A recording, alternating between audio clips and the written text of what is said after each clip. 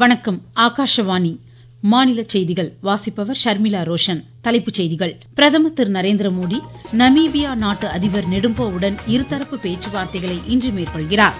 புரிந்துணர்வு ஒப்பந்தங்களும் கையெழுத்தாக உள்ளன. அடித்தட்டு பொருளாதாரத்தின் முதுகெலும்பாக கூட்டுறவுத்துறையை மேம்படுத்த அரசு அர்ப்பணிப்புடன் செயலாற்றி வருவதாக மத்திய கூட்டுறவுத்துறை அமைச்சர் திரு அமித்ஷா தெரிவித்துள்ளார். மத்திய தொழிற்சங்கங்கள் கூட்டமைப்பு 17 அம்ச கோரிக்கைகளை வலியுறுத்தி அழைப்பு விடுத்துள்ள வேலை நிறுத்தத்திற்கு தமிழகத்தில் போதிய ஆதரவு காணப்படவில்லை. மாணாக்கர் சமூக அக்கறையுடனும் தன்னம்பிக்கையுடனும் திகழ வேண்டியதன் அவசியத்தை முதலமைச்சர் திரு மு.க. ஸ்டாலின் வலியுறுத்தியுள்ளார். இந்திய இங்கிலாந்து மகளிர் அணிகளுக்கு இடையிலான 4வது டுவெண்டி கிரிக்கெட் போட்டி மான்செஸ்டரில் இன்று நடைபெறுகிறது. இனி விரிவான செய்திகள். பிரதமர் திரு நரேந்திர மோடி நமீபியா நாட்டு அதிபர் நெடும்போவுடன் விண்ட்ஹோக் நகரில் இன்று இருதரப்பு பேச்சுவார்த்தைகளை மேற்கொள்கிறார். முன்னதாக விண்ட்ஹோக் விமான நிலையத்தை சென்றடைந்த பிரதமருக்கு அந்நாட்டின் சார்பாக சிறப்பான வரவேற்பு அளிக்கப்பட்டது. தொடர்ந்து பிரதமர் அங்குள்ள ஹில்டன் ஹோட்டலுக்கு சென்றடைந்த போது இந்திய வம்சாவளியினர் அவரை ஆரவாரத்துடனும் மகிழ்ச்சியுடனும் வரவேற்றனர். பாரம்பரிய கர்பா நடனத்துடன் பிரதமரை கௌரவிக்கும் வகையில் சிறப்பு யோகா நிகழ்வுகளும் இடம்பெற்றன. பிரதமர் நமீபியா நாட்டு அரசுடன் பிரதிநிதி நிலையிலான பேச்சுவார்த்தைகளை இன்று பிற்பகல் மேற்கொண்ட பின்னர் எரிசக்தி பாதுகாப்பு, சுகாதாரம், மருந்தியல் பிரிவுகளில் புரிந்துணர்வு ஒப்பந்தங்கள் கையெழுத்தாக உள்ளன. நமீபியா நாட்டுடன் இருதரப்பு உறவுகளை வலுப்படுத்துவதற்கான சிறப்பான நடவடிக்கைகளை மேற்கொண்டமைக்காக பிரதமர் திரு நரேந்திர மோடிக்கு அந்நாட்டின் மிக உயரிய விருது இன்று வழங்கப்பட உள்ளது. இதனைத் தொடர்ந்து இன்று மாலை பிரதமர் நமீபியா நாட்டின் பாராளுமன்றத்தில் உரையாற்றுகிறார். முன்னதாக பிரதமர் விடுத்த சமூக வலைதள பதிவில் நமீபியா அதிபரை சந்திக்க தாம் ஆர்வமுடன் இருப்பதாக குறிப்பிட்டார். நமீபியா நாட்டு பயணத்துடன் தமது 5 நாடுகள் பயணத்தை முடித்துக்கொண்டு பிரதமர் இன்று தாயகம் புறப்படுகிறார். குஜராத் மாநிலம் வதோதரா மாவட்டத்தில் பத்ரா அருகே கம்பீரா பாலம் இடிந்து விழுந்த விபத்தில் 9 பேர் இன்று உயிரிழந்தனர். ஏராளமானோர் காயமடைந்தனர். வதோதரா, ஆனந்த் மாவட்டங்களை இணைக்கும் இந்த பாலம் இடிந்து விழுந்ததில் 5 வாகனங்கள் மகிசாகர் ஆற்றுக்குள் மூழ்கின.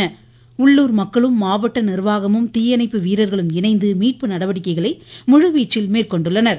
இந்த சம்பவத்திற்கு இரங்கல் தெரிவித்துள்ள பிரதமர் திரு நரேந்திர மோடி உயிரிழந்தோர் குடும்பத்தினருக்கு பிரதமரின் தேசிய நிவாரண நிதியிலிருந்து தலா 2 லட்சம் ரூபாயும், காயமடைந்தவர்களுக்கு தலா 50,000 ரூபாயும் வழங்கப்படும் என்று அறிவித்துள்ளார். ஏழை விவசாயிகளுக்கு கூட்டுறவுத்துறை பெரிதும் பயனளிப்பதாக மத்திய கூட்டுறவுத்துறை அமைச்சர் திரு அமித்ஷா கூறியிருக்கிறார். சர்வதேச கூட்டுறவு மாநாட்டையொட்டி குஜராத், மத்திய பிரதேசம், ராஜஸ்தான் மாநிலங்களைச் சேர்ந்த கூட்டுறவு அமைப்பின் மகளிர் பிரிவினருடன் இன்று கலந்துரையாடிய அமைச்சர் கூட்டுறவு மாதிரிகள் ஊரக மேம்பாட்டை எவ்வாறு முன்னெடுத்துச் செல்ல முடியும் என்று எடுத்துரைத்தார். வெளிப்படைத்தன்மை, தற்சார்பு நிலை மூலம் இந்தியாவின் அடித்தட்டு பொருளாதாரத்தின் முதுகெலும்பாக கூட்டுறவுத்துறையை மேம்படுத்த அரசு அர்ப்பணிப்புடன் செயலாற்றி வருவதாகவும் குறிப்பிட்டார். பழைய ஓய்வூதிய திட்டத்தை நடைமுறைப்படுத்த வேண்டும், புதிய தொழிலாளர் சட்டங்களை திரும்பப் பெற வேண்டும் உள்ளிட்ட 17 அம்ச கோரிக்கைகளை வலியுறுத்தி மத்திய தொழிற்சங்கங்கள் கூட்டமைப்பு அழைப்பு விடுத்துள்ள நாடு தழுவிய வேலை நிறுத்தத்தால் சென்னை உட்பட தமிழகத்தில் பெரிய அளவில் பாதிப்புகள் இல்லை.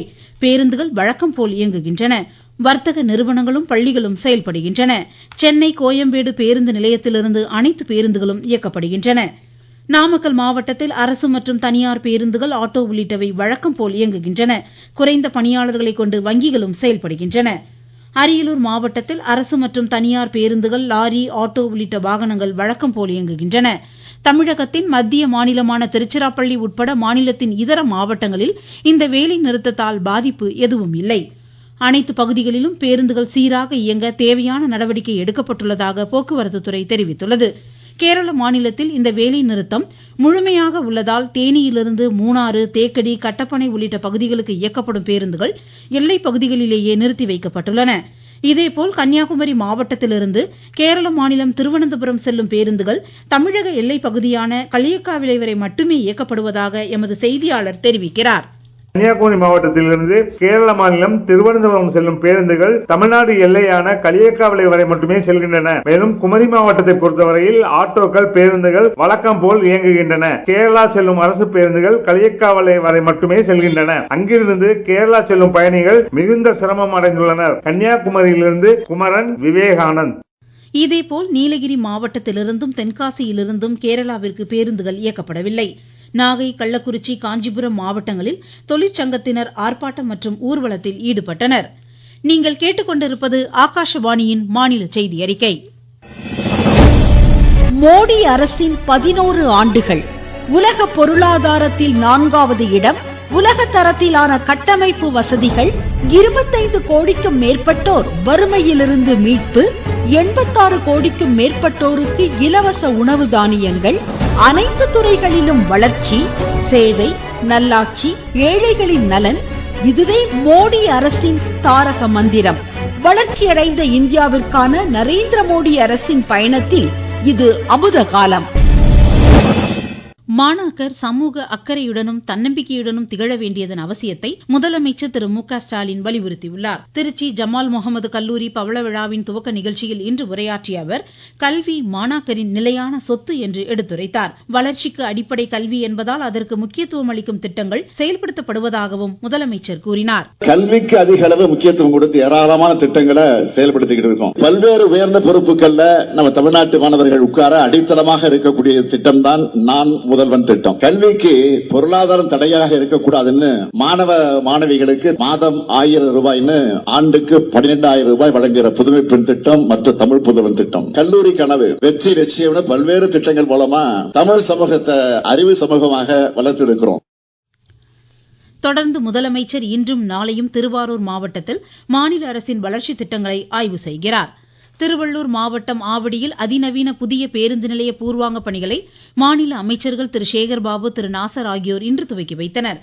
சென்னை பெருநகர வளர்ச்சி குழுமம் சார்பில் 36 கோடி ரூபாய் மதிப்பீட்டில் 3 தளங்களுடன் வணிக வளாகம், பயணிகள் தங்கும் அறை உள்ளிட்ட பல்வேறு வசதிகளுடன் இப்பேருந்து நிலையம் அமைய உள்ளது.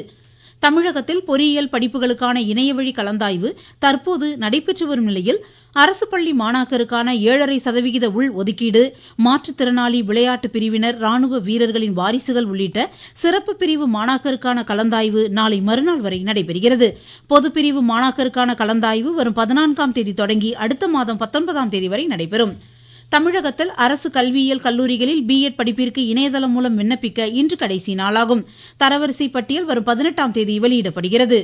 ராணிப்பேட்டை மாவட்டத்தில் 48 குழுக்கள் மூலம் கால்நடைகளுக்கான கோமாரி நோய் தடுப்பூசி போடப்பட்டு வருவதாக மாவட்ட கால்நடை பராமரிப்புத்துறை உதவி இயக்குநர் திரு திருநாவுக்கரசு கூறியிருக்கிறார். ராணிப்பேட்டை மாவட்டத்தில் 21/7/2025 வரை 1,90,000 பசு, எருமை, எருதுகளுக்கு கோமாரி நோய் தடுப்பூசி பணி மேற்கொள்ளப்பட உள்ளது. இதற்காக பிரத்யேகமாக 48 குழுக்கள் அமைக்கப்பட்டு கிராமங்களுக்கும் நகராட்சி மற்றும் பேரூராட்சி பகுதிகளுக்கு நேரடியாக சென்று தடுப்பூசி பணி மேற்கொள்ளப்பட உள்ளது. விடுபட்ட கால்நடைகளை 31/7/2025 முடிய 10 நாட்களுக்கும் இந்த தடுப்பூசி பணி மேற்கொள்ளப்பட உள்ளது. கரூர் மாவட்ட ஆட்சித்தலைவர் அலுவலகத்தில் வளர்ச்சி திட்ட பணிகள் குறித்து அனைத்து துறை அதிகாரிகளுடன் துணை முதலமைச்சர் திரு உதயநிதி ஸ்டாலின் இன்று ஆலோசனை மேற்கொண்டார். திருமாநிலையூரில் புதிய பேருந்து நிலையத்தை துணை முதலமைச்சர் இன்று மாலை திறந்து வைக்கிறார். 162 கோடி ரூபாய் மதிப்பீட்டில் 18,331 பயனாளிகளுக்கு நலத்திட்ட உதவிகளையும் அவர் வழங்குகிறார். திருவாரூர் மாவட்டம் மன்னார்குடி அருள்மிகு ராஜகோபால சுவாமி திருக்கோவில் தெப்பத் திருவிழாவின் முக்கிய நிகழ்வான வெண்ணெய் தாழி உற்சவம் இன்று வெகு விமரிசையாக நடைபெற்றது. குழந்தை கண்ணனாக வீதி உலா வந்த ராஜகோபாலனின் வெண்ணெய் குடம் ஏந்திய கோலத்தை பக்தர்கள் தரிசித்ததாக எமது செய்தியாளர் தெரிவிக்கிறார். திருவாரூர் மாவட்டம் மன்னார்குடி ராஜகோபாலசுவாமி கோவிலில் வெண்ணெய் தாளி திருவிழா இன்று காலை நடைபெற்றது. இதில் தவழும் கண்ணனாக கையில் வெண்ணெய் குடத்தை ஏந்தி ராஜகோபாலசுவாமி வீதி உலா வந்தார். இந்த உற்சவத்தின் முக்கிய நிகழ்ச்சியான தெப்ப திருவிழா நாளை இரவு 9 மணியளவில் தமிழகத்தின் மிகப்பெரிய தெப்பக்குளமான கருத்திராநதி தெப்பக்குளத்தில் நடைபெற உள்ளது. 23 ஏக்கர் பரப்பளவிலான பிரம்மாண்டமான தெப்பக்குளத்தில் தெப்பம் கட்டப்பட்டு தயார் நிலையில் உள்ளது. மன்னார்குடியிலிருந்து ஆர். விஜயகுமார். இந்தியா இங்கிலாந்து மகளிர் அணிகளுக்கு இடையிலான 4வது டுவெண்டி கிரிக்கெட் போட்டி மான்செஸ்டரில் இன்று நடைபெறுகிறது.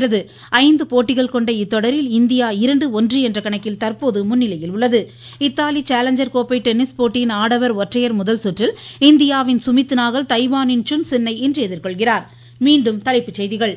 பிரதமர் திரு நரேந்திர மோடி நமீபியா நாட்டு அதிபர் நெடும்போவுடன் இருதரப்பு பேச்சுவார்த்தைகளை இன்று மேற்கொள்கிறார். புரிந்துணர்வு ஒப்பந்தங்களும் கையெழுத்தாக உள்ளன. அடித்தட்டு பொருளாதாரத்தின் முதுகெலும்பாக கூட்டுறவுத்துறையை மேம்படுத்த அரசு அர்ப்பணிப்புடன் செயலாற்றி வருவதாக மத்திய கூட்டுறவுத்துறை அமைச்சர் திரு அமித்ஷா கூறியிருக்கிறார். மத்திய தொழிற்சங்கங்கள் கூட்டமைப்பு 17 அம்ச கோரிக்கைகளை வலியுறுத்தி அழைப்பு விடுத்துள்ள வேலை நிறுத்தத்திற்கு தமிழகத்தில் போதிய ஆதரவு காணப்படவில்லை. மாணாக்கர் சமூக அக்கறையுடனும் தன்னம்பிக்கையுடனும் திகழ வேண்டியதன் அவசியத்தை முதலமைச்சர் திரு மு.க. ஸ்டாலின் வலியுறுத்தியுள்ளார். இந்திய இங்கிலாந்து மகளிர் அணிகளுக்கு இடையிலான 4வது டுவெண்டி கிரிக்கெட் போட்டி மான்செஸ்டரில் இன்று நடைபெறுகிறது. இத்துடன் இந்த செய்தியறிக்கை முடிவடைந்தது.